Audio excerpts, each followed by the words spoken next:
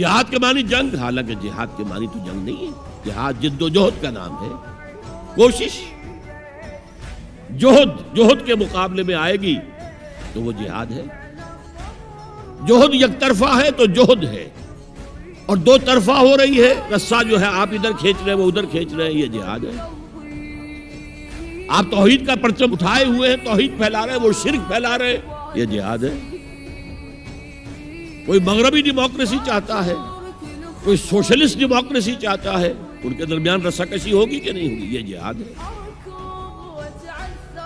قتال تو جہاد کی 9 منزلہ عمارت میں جا کے 9ویں منزل پر قتال فی سبیل اللہ، اور یہ دونوں قرآن کی اصطلاحات ہیں. ہم نے جہاد کو بھی جنگ بنا دیا، تو پھر تو اب ہر شخص کو قرآن میں جنگ ہی جنگ نظر آئے گی. جہاں جہاد کا لفظ آیا جنگ، جہاں جہاد کا لفظ آیا جنگ. اسی سے تو ان کو موقع مل گیا. اے نبی، آپ ان کافروں کی باتیں نہ سنیں، نہ ان کے باتوں میں آئیں، چاہے وہ صاف انکار کر رہے ہیں اور چاہے وہ کوئی مصالحت چاہتے ہیں کہ محمد کچھ نرمی دکھاؤ، کچھ ہماری مانو، کچھ اپنی منوا لو. یہ تم نے جو کل پیدا کر دی ہے، گھر گھر لڑائی ہو رہی ہے، اولاد ماں باپ سے جدا ہو گئی، بہن بھائی سے جدا ہو گیا، شوہر بیوی سے جدا، بیوی شوہر سے جدا. جو کہتے ہیں کہ a house divided amongst itself cannot stand. ہمارا تو تم نے قبائلی جو ہمارا روب تھا وہ ختم کر دیا دنیا میں. لہذا ایسا کرو، کچھ مصالحت کرو، کچھ اپنی منوا لو، کچھ ہماری منوا. قرآن نے کہا وَدُّوا لَوْ تُدْهِنُوا فَيُدْهِنُونَ فَلَا تُطِعِ الْمُكَذِّبِينَ.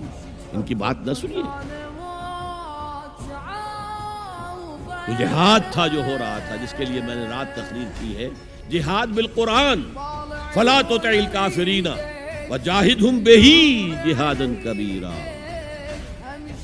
یہ سورہ الفرقان کی آیت ہے نمبر 52. اور شروع کیسے ہوتی ہے سورہ الفرقان؟ تبارک الذی نزل الفرقان علی عبدہ لیکون للعالمین نذیرا. بڑی بابرکت ہے وہ ذات جس نے اپنے بندے محمد پر صلی اللہ علیہ وسلم یہ الفرقان نازل کر دیا تاکہ تمام جہان والوں کو خبردار کر دے. انذار، اور وہ پوری نوع انسانی کے لیے انذار. اسی میں آگے آتا ہے اسی صورت میں فلا تطع الکافرین. اے نبی، آپ ان کافروں کی باتیں نہ مانیں، نہ سنیں، نہ توجہ دیں.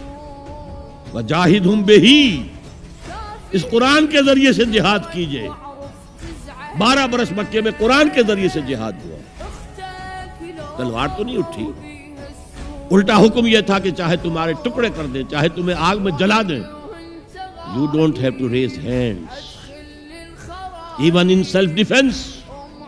کفو ایدیکم، اپنے ہاتھ بندھے رکھو، روکے رکھو.